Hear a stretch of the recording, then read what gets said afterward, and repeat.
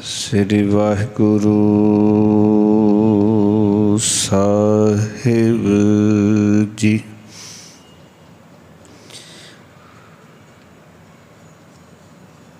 जेता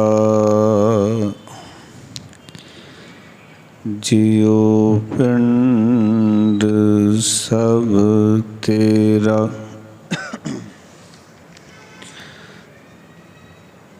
तू अंतर जामी पुरख भगवान। दासन दास कहे जन नानक, जेहा तू कराहे तेहा हों करी बख्यान। ज्यों बुला मैं त्यों भुला स्वामी, कुदरत कवन हमारी। साध संग नानक जस गायो,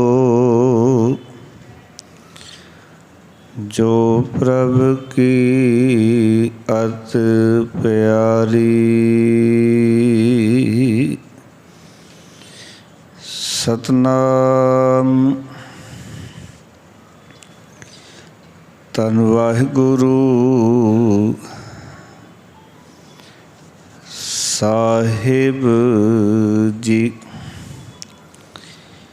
रे चित चेतस की ना दयाल दमोदर, विवह न जानस कोई। जे थामें ब्रह्मांड खंड को, करता करे सो होई। रहाउ जननी केरे उदर उदक मह, पिंड किया 10 द्वारा।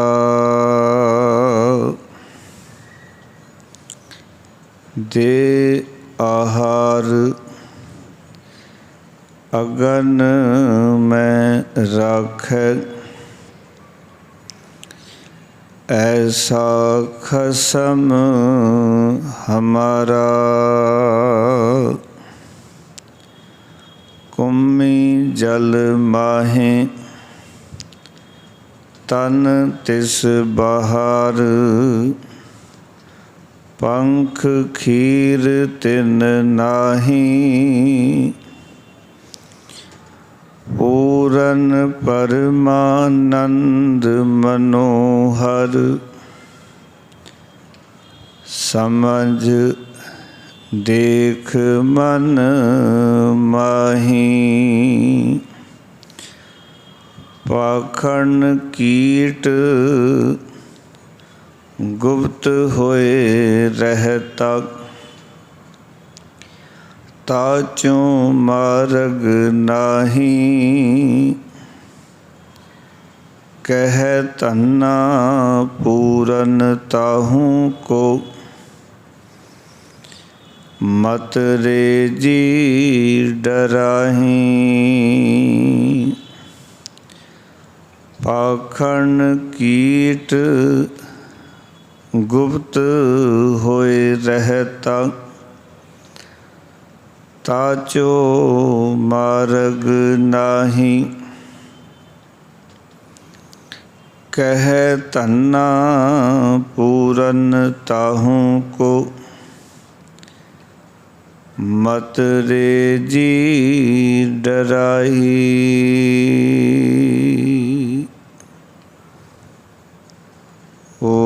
वाहिगुरु जी का खालसा वाहिगुरु जी की फतेह। परम सम्मानयोग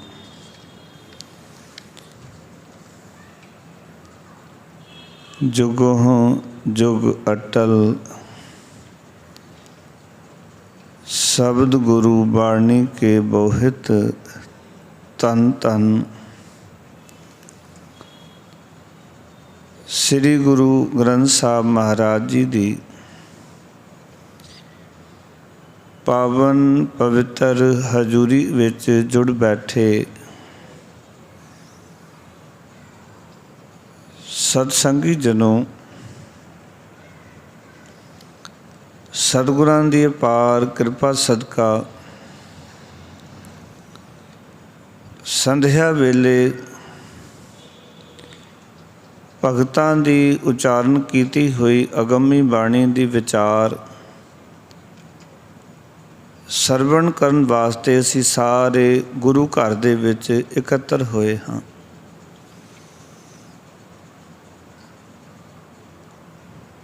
भगतां दी बाणी दी जो लड़ीवार विचार है, आसा राग दे अंदर सत्कारयोग भगत धन्ना जी जिन्हां दी पावन दसना तो उचारण किया होया ये पावन शब्द का मूल पाठ संगति रूप च सरवण किया है।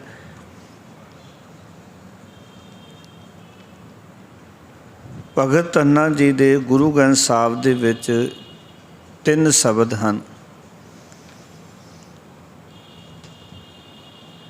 2 शब्द आसा राग दे विच ते 1 शब्द धनासरी राग दे विच गोपाल तेरा आरता जो जन तुमरी भगत करन ते तिनके काज सवारता। ते इत्थे जिहड़ा सिरलेख है राग आसा बाणी भगत धन्ने जी की, जदों तरतीब देखांगे तो शब्दां दे टोटल विच 3 पिया होया, पर इन्हां दोवें शब्दां दे जिहड़ा विचकार दा शब्द जो आपां कल विचारिया सी वो गुरु अर्जन देव जी महाराज दा उचारण किया होया। महला 5वां गोबिंद गोबिंद गोबिंद संग नाम देव मन लीना, आड़ दाम को छीपरो होयो लाखीना। आओ कि भगत धन्ना जी दे जीवन बारे जो मन घड़त गल्लां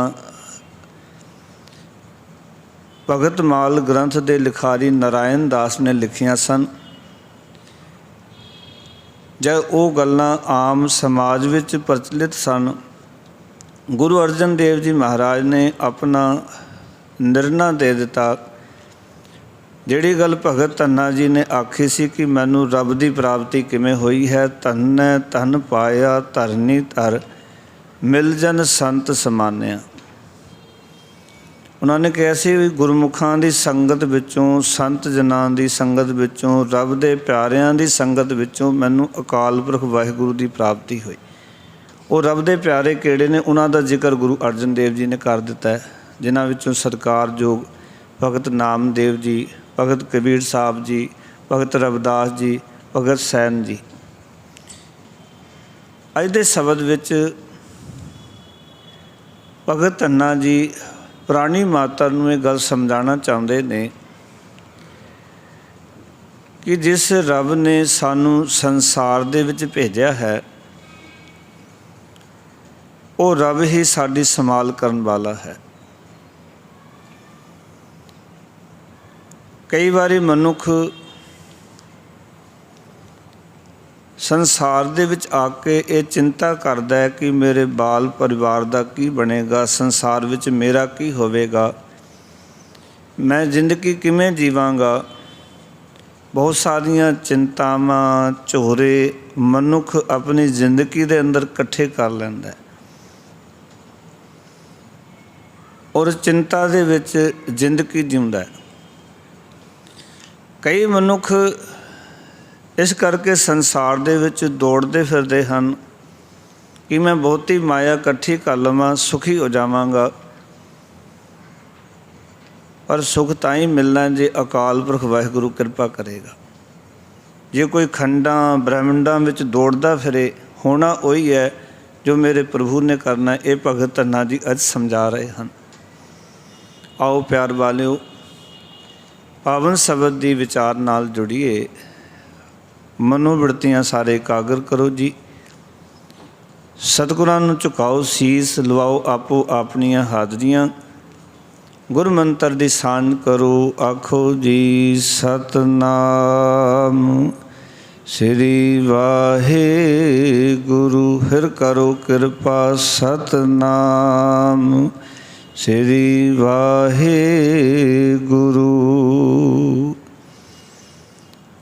ਭਗਤ ਧੰਨਾ ਜੀ ਇਸ ਸ਼ਬਦ ਦੇ ਰਾਹੀਂ ਆਪਣੇ ਮਨ ਨੂੰ ਆਵਾਜ਼ ਮਾਰ ਰਹੇ ਹਨ, ਮਨ ਨੂੰ ਸੰਬੋਧਨ ਕਰ ਰਹੇ ਹਨ, ਮਨ ਦੇ ਨਾਲ ਗੱਲਬਾਤ ਕਰ ਰਹੇ ਹਨ। ਆਖ ਰਹੇ ਨੇ, ਰੇ ਚਿਤ ਚੇਤਸ ਕੀ ਨਾ ਦਿਆਲ ਦਮੋਦਰ। ਰੇ ਦਾ ਅਰਥ ਹੁੰਦਾ ਹੈ, ਚਿੱਤ ਦਾ ਅਰਥ ਹੈ ਮਨ। ਹੇ ਮਨ, ਕਹਿੰਦੇ ਤੂੰ ਚੇਤਸ ਕੀ ਨਾਹੀਂ, ਚੇਤਸ ਕੀ ਨਾ ਦਿਆਲ ਦਮੋਦਰ। ਜਿਹੜਾ ਦਇਆ ਦਾ ਘਰ ਅਕਾਲ ਪੁਰਖ ਵਾਹਿਗੁਰੂ ਹੈ, ਪਰਮਾਤਮਾ ਨੂੰ ਤੂੰ ਸਿਮਰਦਾ ਕਿਉਂ ਨਹੀਂ? ਆਓ ਕਿ ਉਸ ਰੱਬ ਨੂੰ ਚੇਤੇ ਕਿਉਂ ਨਹੀਂ ਕਰਦਾ, ਰੱਬ ਦੀ ਦਿਆਲਤਾ ਨੂੰ ਯਾਦ ਕਿਉਂ ਨਹੀਂ ਕਰਦਾ?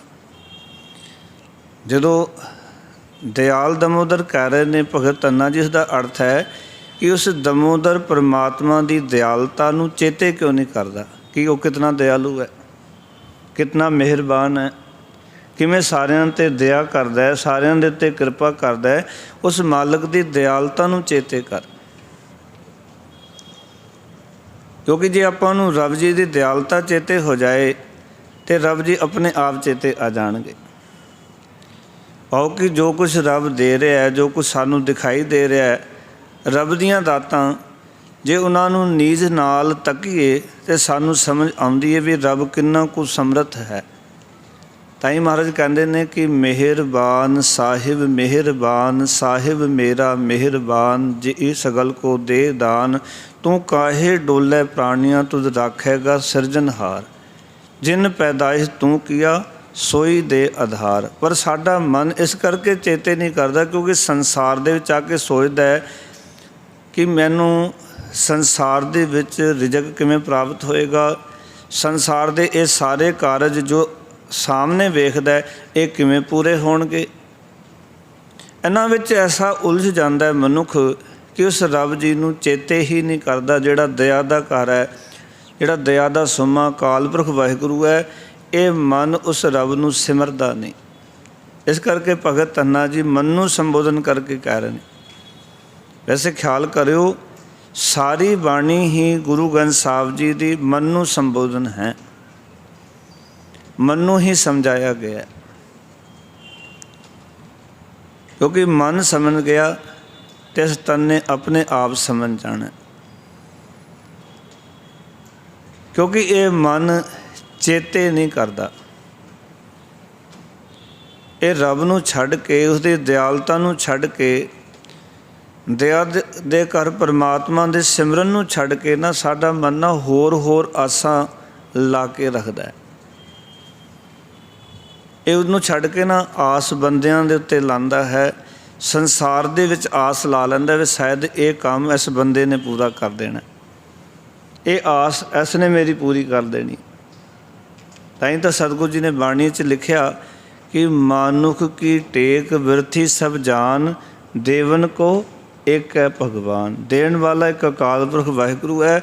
ਮਨੁੱਖ ਦੀ ਜਿਹੜੀ ਆਸ ਹੈ ਉਹ ਵਿਅਰਥ ਹੈ। ਔਰ ਸਾਡਾ ਇੱਕ ਸੁਭਾਅ ਹੈ ਕਿ ਅਸੀਂ ਜਿਸ ਨੂੰ ਆਪਣੇ ਤੋਂ ਵੱਡਾ ਵੇਖਦੇ ਹਾਂ, ਜਿਸ ਕੋਲ ਸੁੱਖ ਦੇਖਦੇ ਹਾਂ, ਸਾਨੂੰ ਲੱਗਦਾ ਸ਼ਾਇਦ ਇਹ ਸਾਨੂੰ ਸੁੱਖ ਦੇ ਦੇਵੇਗਾ ਜਾਂ ਇਹ ਕੁਛ ਸਾਡੀ ਝੋਲੀ ਵਿੱਚ ਪਾ ਦੇਵੇਗਾ, ਕਦੀ ਲੋੜ ਪਏਗੀ ਅਤੇ ਸਾਡੇ ਕੰਮ ਆਏਗਾ। ਸਾਡੀ ਇੱਕ ਅੰਦਰ ਦੀ ਬਿਰਤੀ ਹੈ, ਸਾਡਾ ਇੱਦਾਂ ਦਾ ਮਨ ਹੈ। इस करके प्यार वालिओ कहन लगे, हे मन तू रब जी नूं क्यों नहीं चेते करदा, जिहड़ा दया दा घर परमात्मा है उन्होंने याद क्यों नहीं करता। विवह ना जानस कोई, विवह का अर्थ है होर। आखन लगे, वेखी तू किते होर ते आस ना लाई रखें, रब तो बिना किसी ने तेरी आस पूरी नहीं करनी। क्योंकि मनुख का एक सुभाव है कि ये संसार के कोलों अपनी आस पूरी कराना चाहता है, जो संसार की आस रखता है। इस करके महाराज कहते भी इस संसार ते आस ना लाई रखी, संसार दे ना समझी भी कोई होर रब तो बिना तेरी आस पूरी कर देगा। गुरबाणी ने तो स्पष्ट किया, आसा करिए राम की अवरै आस निराश। जे आसा ही करनी है तो उस अकाल पुरख वाहिगुरू दे कोल अपनी आस रखी। आसा राम दी करी ते होर दी जिहड़ी आस है तैनूं निराश ही करेगी।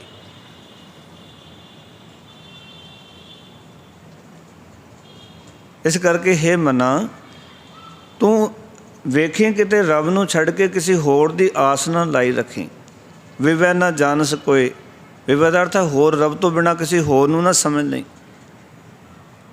तो उस रब नूं चेते क्यों नहीं करदा, उसदी दयालता नूं चेते क्यों नहीं करदा। फिर सतगुरु जी सानूं समझाण लगे, कहन लगे, जे ता मैं ब्रह्मंड खंड को करता करे सो होई। आखन लगे, जे तू सारी सृष्टि दे देसां प्रदेसां विच भटकदा फिरें, खंडां ब्रह्मंडां दे विच, ते सोचें भी शायद उत्थे जाके मेरी पूरी पै जानी है। कई बार इस तरह होंदा ना, बंदा कहंदा इत्थे मैं दुखी हाँ, दूजी थां ते जावांगा सुखी हो जावांगा। ये मनुखी एक सुभाव है, ये शायद ये जगह छड़ दईए, दूजी थां ते जाके सुख प्राप्त हो जाएगा। ये देश छड़िए, दूजे देश जावांगे, उत्थे सुखी हो जावांगे। महाराज कहंदे जे तू सारी सृष्टि दे, सारे संसार दे जितने भी खंड ने, ब्रह्मंड दे जितने भी देश प्रदेश हैं, उन्हां सारियां विच भटकदा फिरें। जे धावें, धावें का अर्थ है दौड़ना, भटकना। सारे संसार विच बंदा दौड़दा फिरे, भटकदा फिरे, खंडां ब्रह्मंडां विच, देसां प्रदेसां विच, पर कहन लगे करता करे सो होई। हे मन ये गल याद रखी, कहते उही कुछ होवेगा जो करतार करेगा। आप सोचते तो यही है भी शायद इत्थे नहीं उत्थे सुख मिल सकता है, उत्थे सुख मिल सकता है, वो बंदा सुख दे सकता है। पर गुरु महाराज जी ने स्पष्ट कर दिता, होना वही है जो करते ने करना है। जे करते ने सुख देना होया, करते ने बख्शिश करनी होई, तो थोड़े विचों भी तेरे उत्ते कृपा करके तैनूं सुखी कर देगा। ते जे रब ने कृपा ना की, तैनूं संतोख सबर तृप्ति ना दिती, तो भावें सारी दुनिया का राजपाट भी हासिल कर लवें, कारू वर्गा बादशाह भी अंत तक तड़फदा रहा, विलकदा रहा, पर कभी सुखी नहीं हो सकिया।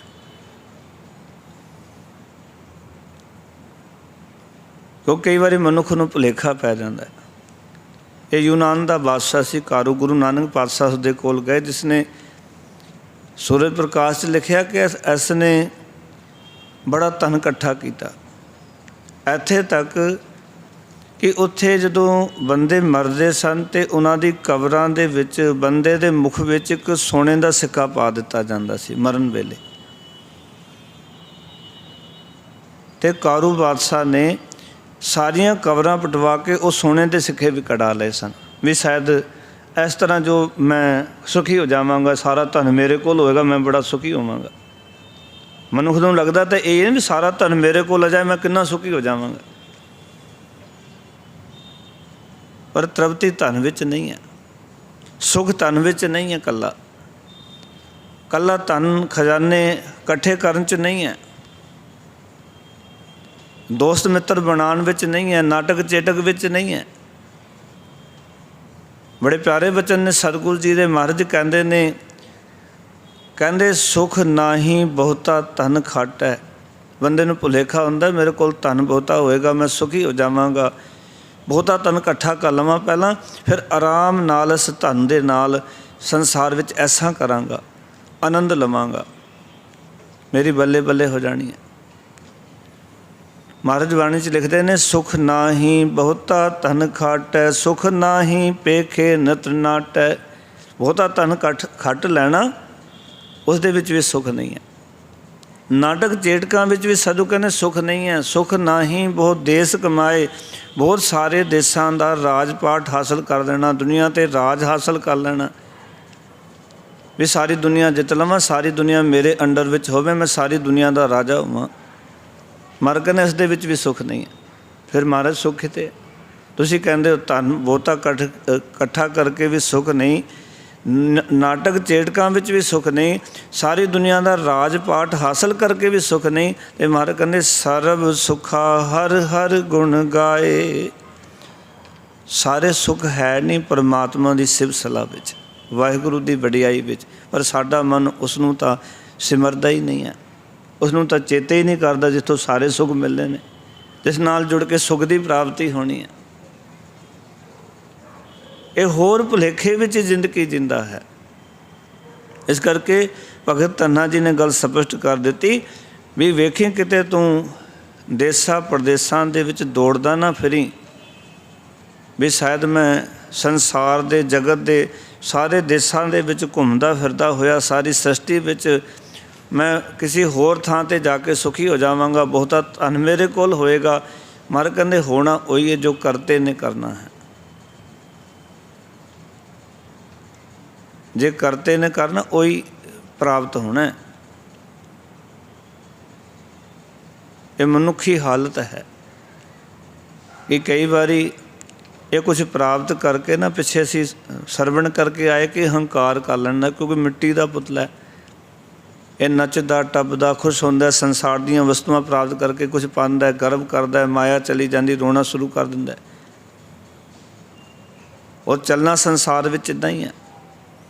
ਇਸ ਕਰਕੇ ਜੀਵਨ 'ਚ ਤ੍ਰਿਪਤੀ ਆ ਜਾਣੀ, ਰੱਬ ਦੀ ਰਜਾ ਵਿੱਚ ਆਪਣੇ ਆਪ ਨੂੰ ਢਾਲ ਲੈਣਾ, ਉਸ ਰਜਾ ਵਿੱਚ ਰਹਿੰਦੇ ਹੋਏ ਸੰਸਾਰ ਵਿੱਚ ਜੀਉਣਾ, ਅਸਲ ਵਿੱਚ ਇਹੀ ਸੱਚਾ ਸੁੱਖ ਹੈ। ਇਸ ਕਰਕੇ ਗੁਰੂ ਸਾਹਿਬ ਜੀ ਇੱਥੇ ਭਗਤ ਧੰਨਾ ਜੀ ਦੀ ਰਚਨਾ 'ਤੇ ਬਿਰਾਜਮਾਨ ਹੋ ਕੇ ਆਖ ਰਹੇ ਨੇ, ਕਹਿੰਦੇ ਨੇ ਹੋਣਾ ਭਾਈ ਉਹੀ ਹੈ ਜੋ ਕਰਤੇ ਨੇ ਕਰਨਾ ਹੈ, ਉਸ ਤੋਂ ਬਿਨਾਂ ਨਹੀਂ।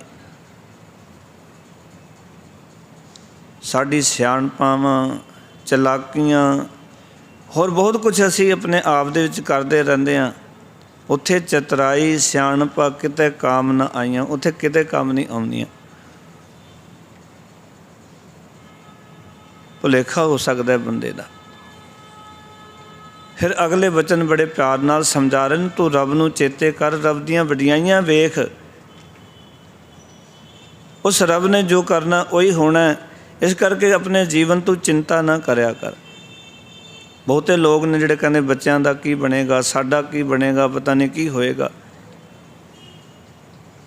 ਐਵੇਂ ਚਿੰਤਾ ਲਾਈ ਰੱਖਣੀ ਆਪਣੇ ਮਨ ਨੂੰ, ਹਰ ਵੇਲੇ ਚਿੰਤਾ 'ਚ ਹੀ ਰਹਿਣਾ, ਦੁਖੀ ਹੋਈ ਜਾਣਾ ਹਰ ਵੇਲੇ। ਭਗਤ ਧੰਨਾ ਜੀ ਕਹਿੰਦੇ ਵੇਖ ਉਸ ਮਾਲਕ ਨੇ ਕਿੱਦਾਂ ਦੀ ਖੇਡ ਰਚੀ।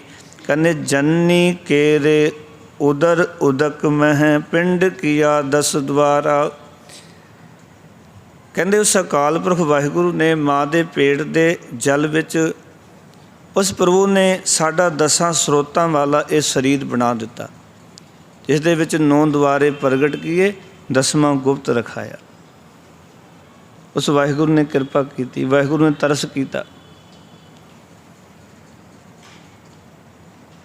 ਮਾਂ ਦੇ ਪੇਟ ਦੇ ਜਲ ਵਿੱਚ ਦੇਖੋ ਨਾ ਤਸਵੀਰ ਕਿੱਦਾਂ ਬਣਾਈ ਸਾਡੀ ਵਾਹਿਗੁਰੂ ਜੀ ਨੇ।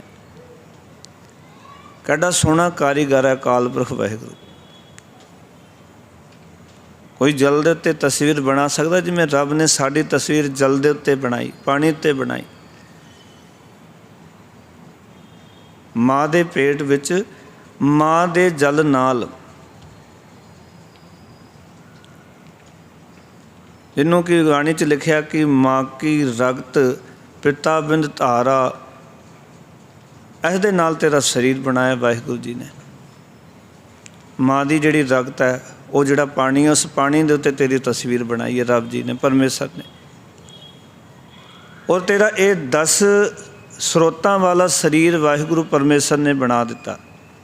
ਇੱਥੇ ही बस नहीं कहन लगे, देख जे वो अकाल पुरख वाहिगुरू माता के गर्भ विच पहली गल तेरी तस्वीर किद्दां बनाई, उस पानी तो ही तेरा अख नक कन सारा शरीर बना दिता। कभी कमाल देखना वाहिगुरू जी की कारागिरी।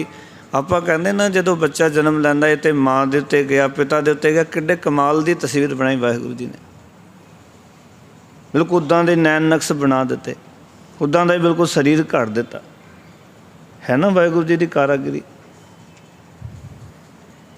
कहंदे भगत धन्ना जी उस वाहिगुरू जी ने तेरा ये शरीर बनाया। फिर कहन लगे, कहंदे देह आहार अगन में राखै ऐसा खसम हमारा। कहंदे तस्वीर जिथे बनाई ना तेरी, उत्थे खुराक दे के माँ दे पेट की अग विच वो साडी रखिया करदा है। वेख हे मना, वो साडा मालक इहो जिहा दयालु है, एडा दया करन वाला अकाल पुरख वाहिगुरू जिन्हें माँ के गर्भ दे विच तैनूं रिजक दिता, तेरी प्रतिपालना की, माँ के पेट की अग विचों तैनूं उत्थे बचा के रखिया कि वो संसार दे विच तेरे ते कृपा नहीं करेगा। जे उत्थे अकाल पुरख ने इतनी कृपा की ना, तो कि इत्थे कृपा नहीं करेगा। तुसीं एक शब्द पढ़ते हो सोरठ राग दा, मर कहंदे मात गर्भ में आपन सिमरन दे तैं तुम राखण हारे। ते मर कहंदे पावक सागर अथा लहर में तारो तारन हारे। इत्थे भी सच्चे पातशाह मैनूं तार लै। एक तुसीं आनंद साहब दे विच पौड़ी पढ़ते हो हर रोज़ ही, जैसी अगन उदर में तैसी बहार माया, माया अगन सब एको जेही करतै खेल रचाया। जात भाना तां जम्मिया परिवार भला पाया। तो इत्थे आके हुंदा कि ये लिव छुटकी लगी तृष्णा माया अमर वरताया। ये माया जित हर विसरै मोह उपजै भाव दूजा लाया। इत्थे जो मोह पैदा हो जाता है, लिव लग जाती है संसार के नाल, वाहिगुरू जी विसर जाते हैं जिसने कि माता के पेट की अग में सानू रखे। इस करके असीं कलपदे इत्थे आके, तां असीं सोचते भी शायद रोटी जिहड़ी है वो साडे करके चलदी, कर भी भुलेखा पै जाता है।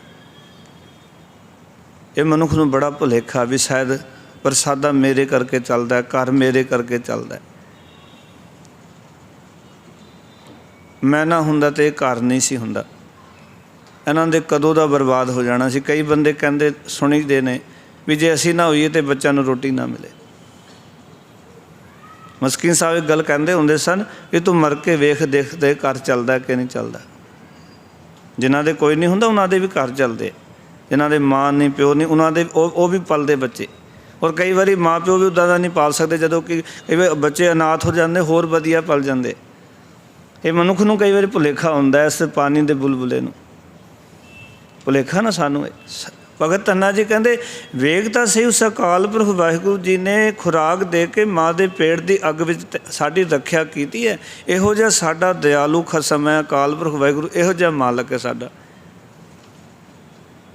फिर अगे समझाण लगे ताकि मनुख नूं गल समझ विच आ जाए। कहंदे कुम्मी जल माहे तन तिस बहार, पंख खीर तिन नाही।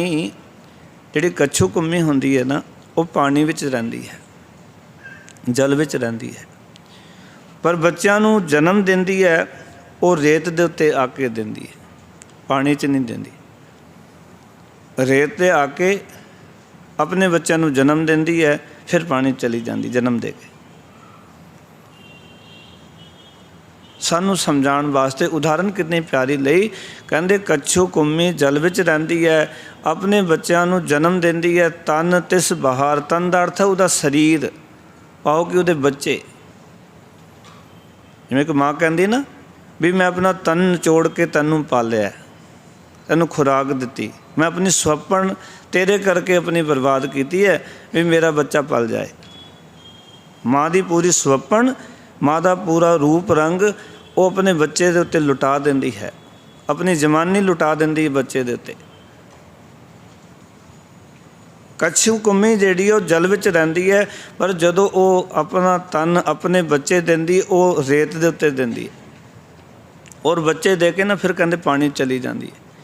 ਅਤੇ ਭਗਤ ਧੰਨਾ ਜੀ ਕਹਿੰਦੇ ਦੇਖ ਉਹਨਾਂ ਬੱਚਿਆਂ ਨੂੰ ਵੀ ਰੱਬ ਪਾਲ ਰਿਹਾ, ਔਰ ਉਹਨਾਂ ਕੋਲ ਕਹਿੰਦੇ ਦੋ ਚੀਜ਼ਾਂ ਨਹੀਂ, ਇੱਕ ਤਾਂ ਕਹਿੰਦੇ ਉਹਨਾਂ ਕੋਲ ਖੰਭ ਖੀਰ ਤਿੰਨ ਨਾਹੀਂ। ਖੰਭ ਕਹਿੰਦੇ ਨੇ ਜਿਹੜੇ ਪੰਖ ਨੇ, ਖੰਭ ਨੇ, ਉਹ ਵੀ ਨਹੀਂ ਹਨ, ਅਤੇ ਨਾਲ ਉਹਨਾਂ ਦੇ ਕੋਲ ਕੱਛੂ ਕੁੰਮੀ ਦੇ ਕੋਲ ਥਣ ਵੀ ਨਹੀਂ ਹਨ ਜਿਹੜੀ ਆਪਣੇ ਬੱਚਿਆਂ ਨੂੰ ਦੁੱਧ ਪਿਲਾ ਸਕੇ। ਉਹਦੇ ਕੋਲ ਥਣ ਵੀ ਨਹੀਂ ਦਿੱਤੇ ਰੱਬ ਨੇ ਵੀ ਆਪਣੇ ਬੱਚਿਆਂ ਨੂੰ ਜਾ ਕੇ ਦੁੱਧ ਪਿਲਾ ਲਵੇ, ਅਤੇ ਨਾਲ ਖੰਭ ਵੀ ਕੋਈ ਵੀ ਉਡਾਰੀ ਮਾਰ ਕੇ ਕਿਤੇ ਆਪਣਾ ਰਿਜ਼ਕ ਇਕੱਠਾ ਕਰ ਲੈਣ, ਖੰਭ ਵੀ ਨਹੀਂ ਦਿੱਤੇ ਰੱਬ ਨੇ। ਕਹਿੰਦੇ ਉਸਦੇ ਬੱਚੇ ਕਿੱਦਾਂ ਪਲਦੇ ਨੇ, ਉਹਦੇ ਬੱਚੇ ਵੀ ਤਾਂ ਪਲਦੇ ਨੇ। ਕਹਿਣ ਲੱਗੇ ਦੇਖ ਤਾਂ ਸਹੀ ਕਿਤੇ ਅਕਾਲ ਪੁਰਖ ਵਾਹਿਗੁਰੂ ਦੀ ਖੇਡ, ਕੁੰਭੀ ਪਾਣੀ ਵਿੱਚ ਰਹਿੰਦੀ ਹੈ, ਬੱਚੇ ਬਾਹਰ ਰੇਤ ਉੱਤੇ ਰਹਿੰਦੇ ਨੇ, ਨਾ ਬੱਚਿਆਂ ਨੂੰ ਖੰਭ ਹਨ ਉੜ ਕੇ ਕੁਝ ਖਾ ਲੈਣ, ਨਾ ਹੀ ਕੱਛੂ ਕੁੰਮੀ ਦੇ ਥਣ ਹਨ ਕਿ ਬੱਚਿਆਂ ਨੂੰ ਦੁੱਧ ਪਿਲਾਵੇ।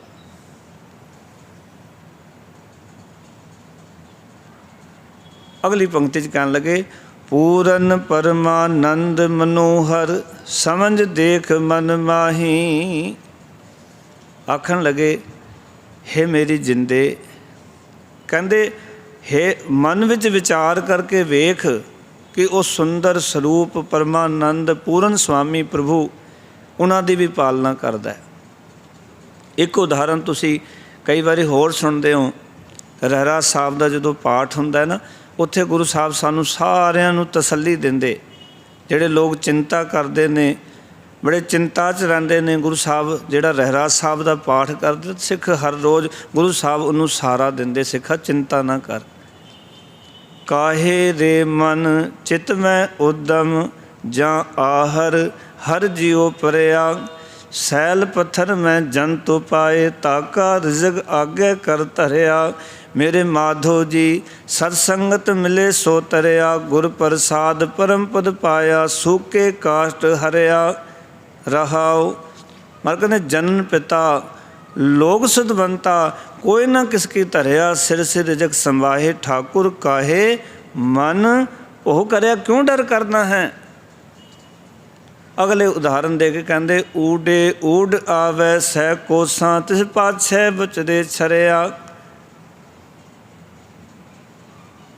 ਕਹਿੰਦੇ ਤਿੰਨ ਕਵਣ ਖਿਲਾਵੈ ਕਵਨ ਚੁਗਾਵੈ, ਮਨ ਮੈਂ ਸਿਮਰਨ ਕਰਿਆ। ਇਹ ਕੂੰਜ ਦੀ ਉਦਾਹਰਨ ਦਿੱਤੀ। ਕੂੰਜ ਠੰਡੇ ਇਲਾਕਿਆਂ 'ਚ ਰਹਿੰਦੀ ਹੈ, ਜਿੱਥੇ ਠੰਡ ਪੈਂਦੀ ਹੈ ਨਾ ਕੂੰਜ ਉੱਥੇ ਚਲੀ ਜਾਂਦੀ ਹੈ, ਪਰ ਜਦੋਂ ਬੱਚੇ ਦਿੰਦੀ ਹੈ ਉੱਥੇ ਦਿੰਦੀ ਜਿੱਥੇ ਕਿ ਗਰਮੀ ਆਰੰਭ ਹੋਣ ਵਾਲੀ ਹੁੰਦੀ ਹੈ। ਮੰਨ ਲਓ ਕਿ ਠੰਡ ਦੇ ਵਿੱਚ ਕੂੰਜ ਉੜ ਕੇ ਆਸਟ੍ਰੇਲੀਆ ਤੋਂ ਇੰਡੀਆ ਆ ਗਈਆਂ, ਉੱਧਰ ਗਰਮੀ ਸੀ ਇੱਥੇ ਠੰਡ ਸੀ। ਇੱਧਰ ਹੁਣ ਗਰਮੀ ਪੈ ਰਹੀ, ਉੱਧਰ ਠੰਡ ਪੈਣੀ ਸ਼ੁਰੂ ਹੋ ਗਈ ਅਤੇ ਉੜ ਕੇ ਉੱਧਰ ਚਲੀ ਗਈਆਂ, ਬੱਚੇ ਇੱਥੇ ਰਹਿ ਗਏ ਉਹਨਾਂ ਦੇ। ਗਰਮੀ ਵਿੱਚ ਉਹ ਕਿਵੇਂ ਗਰਮੀ ਨੂੰ ਜੜਦੇ ਨੇ, ਫਿਰ ਉਹਨਾਂ ਦੀ ਪਾਲਣਾ ਕੌਣ ਕਰਦਾ। ਊਡੇ ਊਡ ਆਵੈ ਸਹਿ ਕੋਸਾਂ, ਤੇ ਪਾਛੈ ਬਚਦੇ ਛਰਿਆ, ਉਹ ਬੱਚੇ ਪਿੱਛੇ ਛੱਡ ਦਿੱਤੇ ਉਹਨੇ। ਤਿੰਨ ਕਵਣ ਖਿਲਾਵੈ ਕਵਨ ਚੁਗਾਵੈ, ਉਹਨਾਂ ਨੂੰ ਕੌਣ ਖਿਲਾਉਂਦਾ ਹੈ, ਕੌਣ ਚੁਗਾਉਂਦਾ ਹੈ, ਮਨ ਮੈਂ ਸਿਮਰਨ ਕਰਿਆ। ਗੁਰੂ ਅਰਜਨ ਦੇਵ ਜੀ ਮਹਾਰਾਜ ਕਹਿੰਦੇ ਜਦੋਂ ਕੂੰਜ ਕੋਈ ਦਾਣਾ ਮੂੰਹ 'ਚ ਪਾਉਂਦੀ ਨਾ, ਉਹ ਆਪਣੇ ਬੱਚਿਆਂ ਨੂੰ ਯਾਦ ਕਰਦੀ ਹੈ, ਉਹ ਯਾਦ ਦੀ ਖੁਰਾਕ ਉਹਨਾਂ ਕੋਲ ਚਲੀ ਜਾਂਦੀ। ਇਸ ਤਰ੍ਹਾਂ ਕਹਿੰਦੇ ਉਹਦੇ ਬੱਚੇ ਪਲਦੇ। ਅਸੀਂ ਰੋਜ਼ ਰਹਿਰਾਸ 'ਚ ਪੜ੍ਹਦੇ ਨੇ ਗੱਲ। ਕਹਿੰਦੇ ਵਾਹਿਗੁਰੂ ਐਡਾ ਦਿਆਲੂ ਹੈ, ਜੇ ਉਹਦੇ ਬੱਚੇ ਪਲ ਰਹੇ ਨੇ। ਕਬੀਰ ਸਾਹਿਬ ਨੇ ਵੀ ਜ਼ਿਕਰ ਕੀਤਾ ਇਸ ਗੱਲ ਦਾ, ਕਬੀਰ ਚੁਗੈ ਚਿਤਾਰੈ ਪੀ ਚੁਗੈ ਚੁਗ ਚੁਗ ਚਿਤਾਰੇ, ਜੈਸੇ ਬਛਰੇ ਕੂੰਜ ਮਨ ਮਾਇਆ ਮਮਤਾਰੇ। ਉਹਨਾਂ ਨੇ ਦੂਜੀ ਉਦਾਹਰਨ ਲਈ ਇਸ ਚੀਜ਼ ਦੀ, ਕਹਿੰਦੇ ਜੋ ਕੂੰਜ ਜਿਵੇਂ ਕਿ ਚੁਗਦੀ ਹੈ ਆਪਣੇ ਬੱਚਿਆਂ ਨੂੰ ਚਿਤਾਰਦੀ ਹੈ, ਇਸ ਤਰ੍ਹਾਂ ਮਨ ਸਾਡਾ ਮਾਇਆ ਨੂੰ ਚਿਤਾਰਦਾ ਹੈ। ਉਹਨਾਂ ਨੇ ਭਾਵੇਂ ਉਦਾਹਰਨ ਦੂਜੀ ਪੱਖ ਦੇ ਵਿੱਚ ਦਿੱਤੀ ਹੈ, ਪਰ ਉਹ ਵੀ ਇਸ ਗੱਲ ਦਾ ਜ਼ਿਕਰ ਕਰਦੇ ਨੇ ਆਪਣੀ ਬਾਣੀ ਵਿੱਚ। ਇੱਥੇ ਭਗਤ ਧੰਨਾ ਜੀ ਇਹੀ ਸਮਝਾਉਣਾ ਚਾਹੁੰਦੇ ਨੇ, ਕਹਿੰਦੇ ਹੇ ਮੇਰੀ ਜਿੰਦੇ मन विच विचार करके वेख वो सुंदर परमात्मा जिहड़ा पूर्ण आनंद स्वरूप है, कहंदे वो उस कच्छू कुम्मी दे बच्चों की पालना करता है, तेरे बच्चे नहीं पालेगा।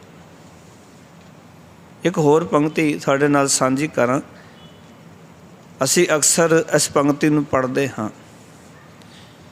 गुरु महाराज कहंदे ने उस अकाल पुरख वाहिगुरू जी ने किरपा कीती संसार दे विच भेजिया सानू,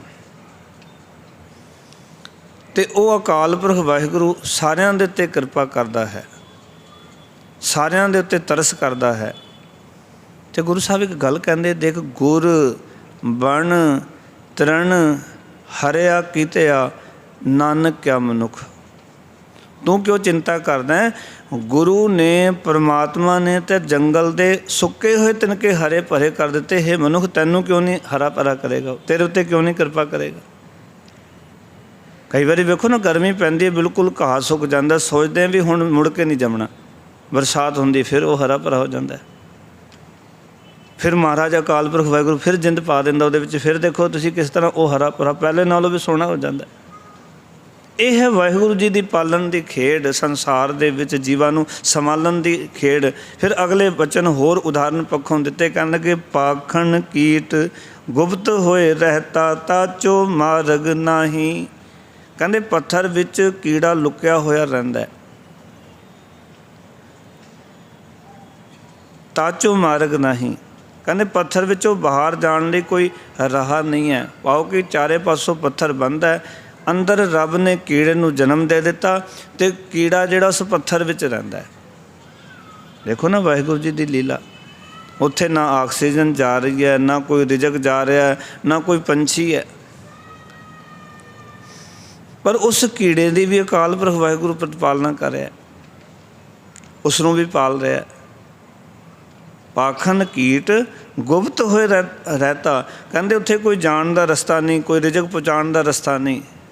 कहंदे पत्थर विचों बाहर जाण लई कोई राह है ही नहीं है, कहंदे ताचो मार्ग नहीं, उत्थे कोई रस्ता नहीं। पर भगत धन्ना जी कहंदे देख अकाल पुरख वाहिगुरू उसकी भी पालना कर रहा है।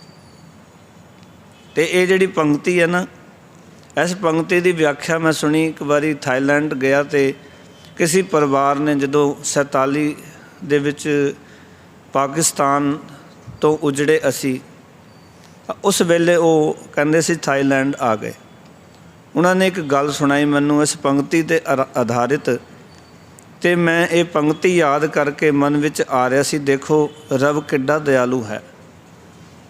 उन्होंने गल सुनाई, कहंदे साडे घर साडे पुरखां कोल कहंदे पत्थर दा तवा हुंदा सी, क्योंकि पहला लोहे दे तवे हुंदे नहीं सी, पुरातन समय पत्थर दे तवे हुंदे सी, उन्हां दे उत्ते अग बाली जानी, पत्थर दे उत्ते रोटियां बना लैनी। जां फिर जो मिट्टी दे विच ना कोयले वो करके मिट्टी दे विच आटा दब देना, तो उहदे उपर कोयले पा देने, और रोटी बन जानी, जिन्हों तुसीं नानक पसरियां पकाइयां कहंदे। पसरियां दा अर्थ है जो भूह जमीन के आसरे रोटियां पकदियां, उन्होंने पसरियां कहंदे। मैं कईयां नूं पुछिया भी पसरियां की उन्हें कहंदे जी पता ही नहीं, भी रोज़ तो तुसीं बोलदे हो पंक्तियां, पता है नहीं भी की मतलब हुंदा। भूह सरियां दा अर्थ भूह दे आसरे, भूह कहंदे जमीन दे आसरे जिहड़ी रोटियां पकदियां, जो जमीन में दब देंदे सन, तो वो रोटी नूं पसरियां कहंदे। कहंदे वो साडे कोल ना तवा हुंदा सी, ते सानू किसी नूं नहीं पता लगे कितने साल, कहंदे असी तेज़ अग बालनी, पर उस तवे दे विचों विचकार ना रोटी कच्ची रह जाती सी।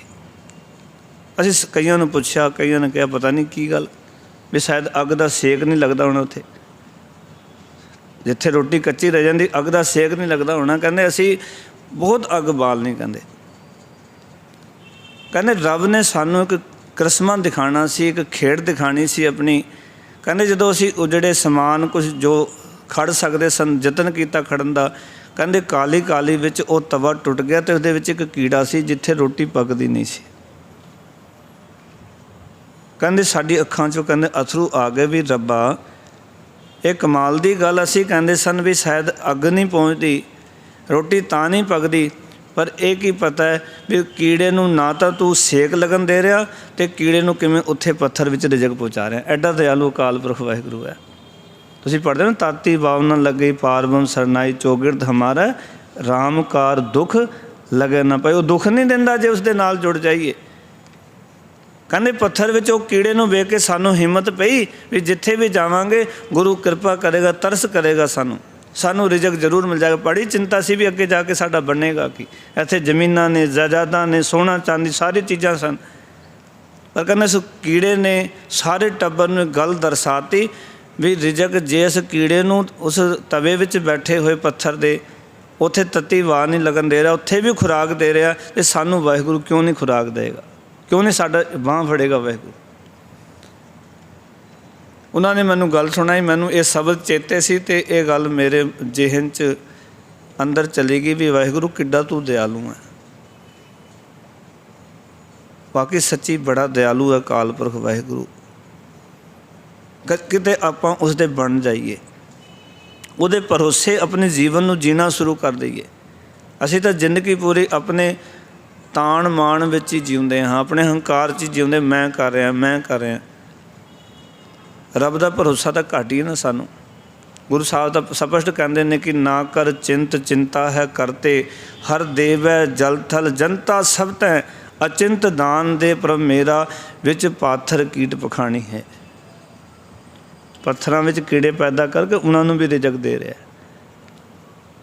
ਧਰਤੀ ਦੇ ਵਿੱਚ ਜੀਵ ਪੈਦਾ ਕਰਕੇ ਉਹਨਾਂ ਨੂੰ ਵੀ ਰਿਜ਼ਕ ਦੇ ਰਿਹਾ ਹੈ। ਕਿਉਂਕਿ ਮਾਲਕ ਨੇ ਨਾ ਕਰ ਚਿੰਤਾ ਹੈ ਕਰਤੇ, ਹਰ ਦੇਵੈ ਜਲ ਥਲ ਜਨਤਾ ਸਭ ਤੈ, ਅਚਿੰਤ ਦਾਨ ਦੇ ਪ੍ਰਭ ਮੇਰਾ, ਵਿੱਚ ਪਾਥਰ ਕੀਟ ਪਕਾਣੀ ਹੈ। ਜਿੱਥੇ ਉਹ ਪੱਥਰਾਂ ਵਿੱਚ ਦੇ ਰਿਹਾ। ਔਰ ਗੁਰੂ ਸਾਹਿਬ ਨੇ ਹੋਰ ਕਈ ਉਦਾਹਰਨਾਂ ਦਿੱਤੀਆਂ ਸਾਨੂੰ। ਕਹਿੰਦੇ ਜਲ ਮੈਂ ਜੰਤ ਉਪਾਇਨ ਤਿਨਾ ਵੀ ਰੋਜੀ ਦੇ, ਉੱਥੇ ਹਟ ਨਾ ਚੱਲੇ ਨਾ ਕੋ ਕਰਸ ਕਰੇ। ਨਾ ਉੱਥੇ ਕੋਈ ਦੁਕਾਨ ਪਾਈ, ਨਾ ਕੋਈ ਕਿਰਸਾਨੀ ਕਰਦਾ। ਉੱਥੇ ਜਲ ਵਿੱਚ 42 ਲੱਖ ਜੀਵ ਨੇ ਜਿਹੜੇ ਜਲ ਦੇ ਵਿੱਚ ਰਹਿੰਦੇ ਨੇ, ਉੱਥੇ ਵੀ ਖੁਰਾਕ ਪਹੁੰਚ ਰਹੀ ਹੈ, ਉੱਥੇ ਵੀ ਉਹ ਜੀਵਨ ਜੀ ਰਹੇ ਨੇ, ਔਰ ਕੋਈ ਚਿੰਤਾ ਨਹੀਂ ਉਹਨਾਂ ਨੂੰ।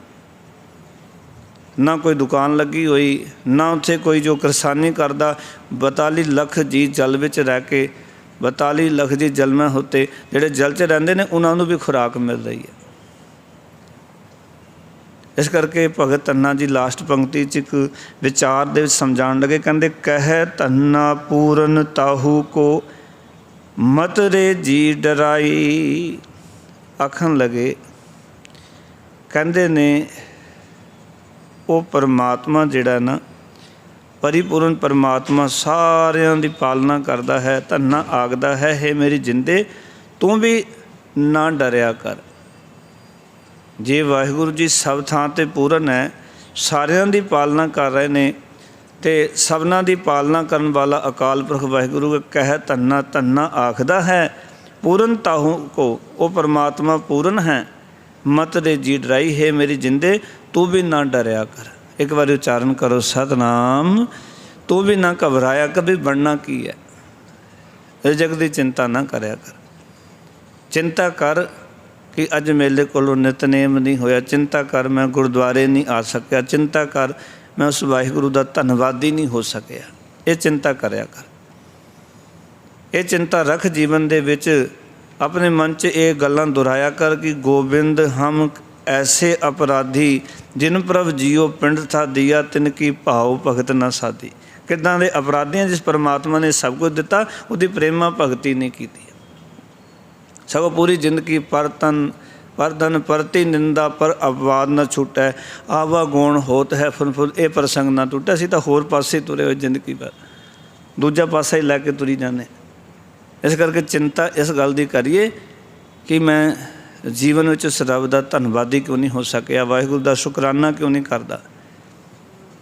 ਚਿੰਤਾ ਰਿਜ਼ਕ ਦੀ ਨਹੀਂ, ਚਿੰਤਾ ਰਾਜਕ ਦੀ ਕਰ। ਵੀ ਰਾਜਕ ਨਾਲ ਕਿਉਂ ਨਹੀਂ ਜੁੜਿਆ, ਜਿਸ ਨੇ ਇਸ ਸੰਸਾਰ ਵਿੱਚ ਮੈਨੂੰ ਭੇਜਿਆ, ਮੇਰਾ ਸਰੀਰ ਬਣਾਇਆ ਹੈ, ਜਿਸ ਵਾਹਿਗੁਰੂ ਨੇ ਇਸ ਦੁਨੀਆ ਨੂੰ ਮੈਨੂੰ ਦਿਖਾਇਆ, ਉਸ ਦਾ ਮੈਂ ਭਜਨ ਬੰਦਗੀ, ਮੈਂ ਸੇਵਾ ਸਿਮਰਨ ਔਰ ਉਸ ਦੀ ਸਿਫਤ ਸਲਾਹ ਕਿਉਂ ਨਹੀਂ ਕਰ ਸਕਿਆ।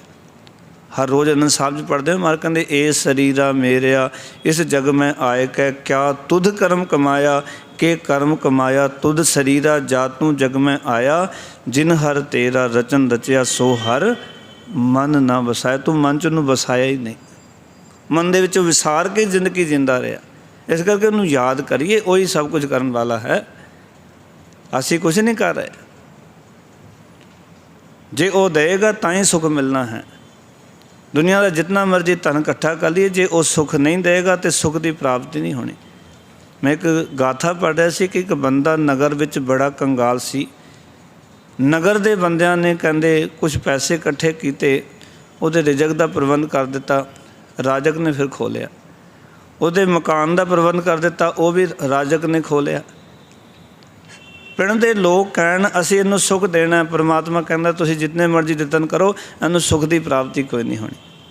ਆਖਿਰ ਹਾਰ ਕੇ ਥੱਕ ਕੇ ਅਰਦਾਸ ਕੀਤੀ ਵੀ ਦਾਤਾ ਅਸੀਂ ਹਾਰ ਗਏ, ਤੂੰ ਜਿੱਤ ਗਿਆ, ਕਿਉਂਕਿ ਸਾਰੀ ਖੇਡ ਤਾਂ ਤੇਰੇ ਹੱਥ ਵਿੱਚ। ਅਸੀਂ ਤਾਂ ਇਹ ਸਮਝ ਹੀ ਨਹੀਂ ਸੀ ਸੋਚਦੇ ਅਸੀਂ ਕੁਝ ਕਰ ਸਕਦੇ ਹਾਂ।